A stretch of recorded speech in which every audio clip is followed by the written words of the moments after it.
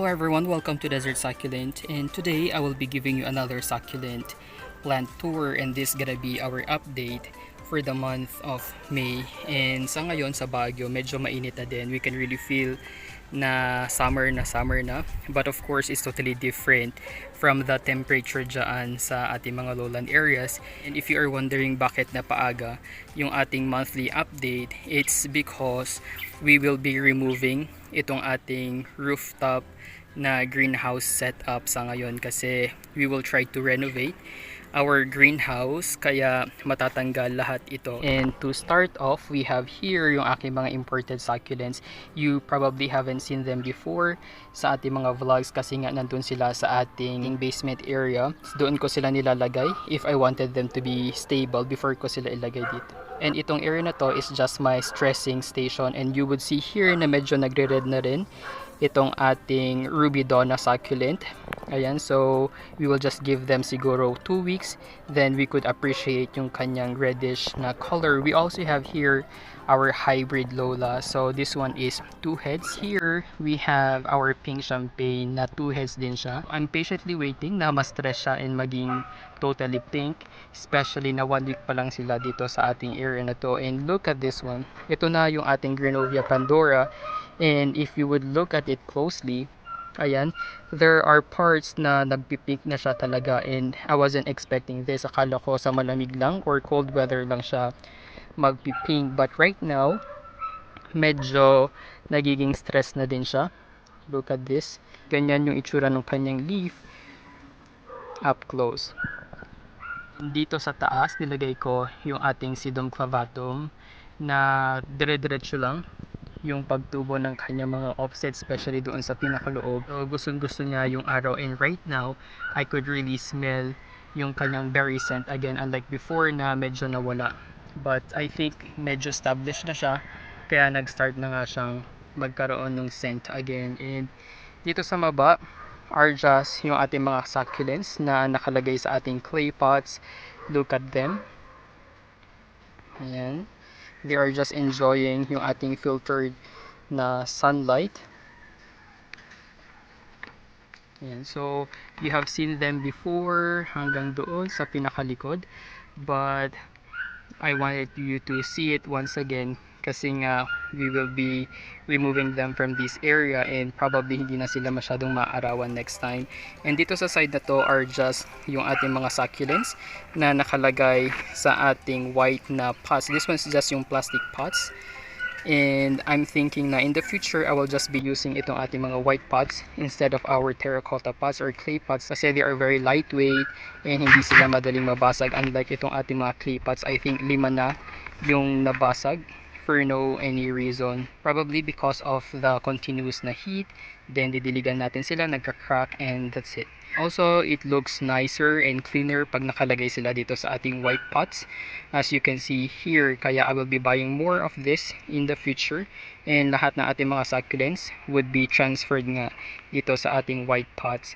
And this is our Purple Delight or Elegance, Purposorium yung ating kiwi. So lahat sila nandyan. Our PVN, nakakaripat ko lang din sa kanya, hindi pa siya masyadong established, but look, I can already see yung kanyang stress na color. Our cubic frost, so yung mga may mga tingting na ganyan, it means na kakaripat ko lang sa kanila and they're not really that stable yet.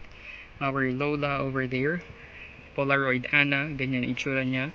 And also this one, yung ating Harry Butterfield, until now hindi ko pa siya nare-repot.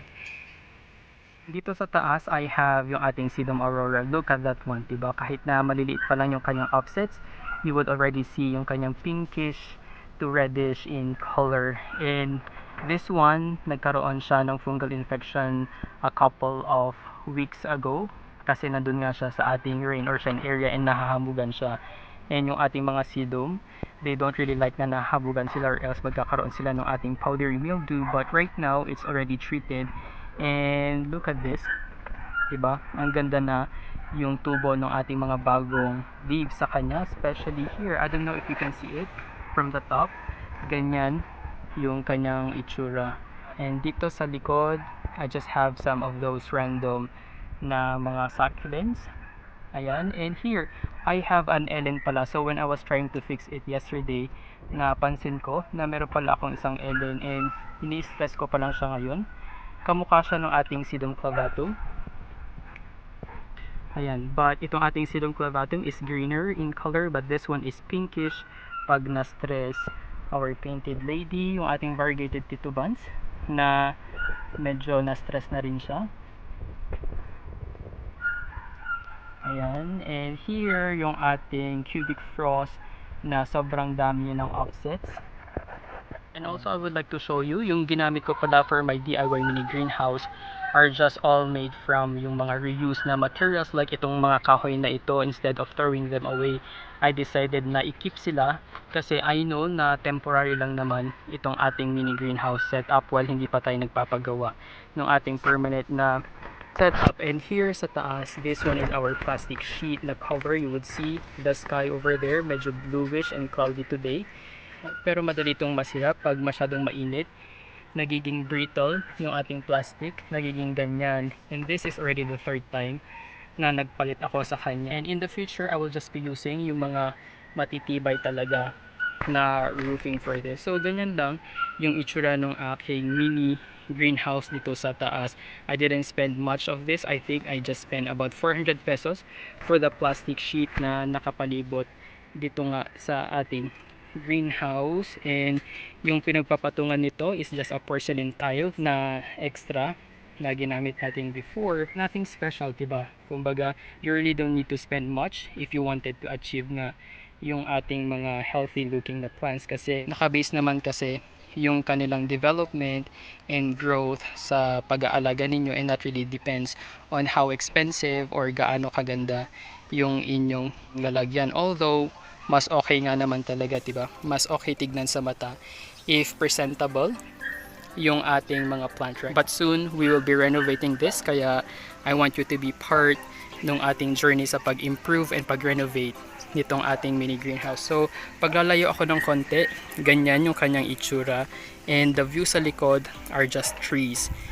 Ayan, ganyan sila. So this one is my full filtered sunlight na area. Ayan, so nandito yung iba kong mga succulents. Ayan, including our turtle vine. Nilalagay ko sila dito kasi hindi sila pwedeng masyadong ma-expose sa full sunlight or else they will die. Ayan, our dance cap nandyan, and our haworthias, of course, yung ating leaf propagations, nandyan sila. These are just a few of them, madami pa tayo sa baba, pero ito lang yung mga nandito, yung ating soil mix experiment, our lovely rose, and also ito pala yung ating rainbow. Nilagay ko siya sa baba kasi napansin ko, nagiging lighter yung kanyang color instead of pink. And nung nilagay ko nga siya dito, it started to have this pink color again. So I would conclude na itong ating mga West Rainbow should be put sa ating bright shaded area and not sa full sunlight, or else mawawala nga yung kanilang natural pink na color. And dito sa pinakababa is yung ating low light na area. Dito ko nilalagay yung ating mga beheaded succulents. And you would see na most of them may mga multiple offsets na silang tumutubo sa kanila. Ayan, hanggang doon. So I will be removing yung mga hindi nag-survive and keep yung mga nag-survive. Ito naman yung ating rain or shine na area. So bali DIY din yung pagkakagawa ko dito. And ito nga yung pinaka topmost na layer, and they are constantly exposed sa ating rain and sa ating sun. And this is also one of the best places kung saan I can fully stress yung aking mga succulents. And this would be the view kasi doon sa pinakadulo nandoon nga yung ating mga clay pots and others. So dito sa baba, it's the same style ng aking ginawang parang plant rack sa kanila. Meron din pala tayo dito yung ating mother of thousands na hindi ko pa siya napakita, malaking size siya. And over here are some of my other succulents. Most of them hindi ko pa nga nare-repot doon sa pinakababang area. You would see na meron tayong ating mga cacti, nandyan sila. I didn't spend anything sa paggawa nitong ating plant rack na ito kasi yung ginamit ko lang dito is a reuse one. Ito yung ating pamporma ng mga poste, and I will show you this one. Ito na nga yung ating poste going nga sa ating rooftop. So right now, hindi pa ito yung ating pinaka main rooftop. Doon pa sa pinakataas, we still have one more floor before we can finally have nga yung ating rooftop, and the view would be even better pag nandun na nga tayo sa pinakataas, and we just need to patiently wait kasi hindi naman agad-agad magagawa siya. And here is now a final look ng ating old na greenhouse, and hopefully soon next time may bago na tayong rooftop garden. Thank you guys for watching. Don't forget to like and subscribe to our YouTube channel. You may also visit our Facebook page at Desert Succulent PH.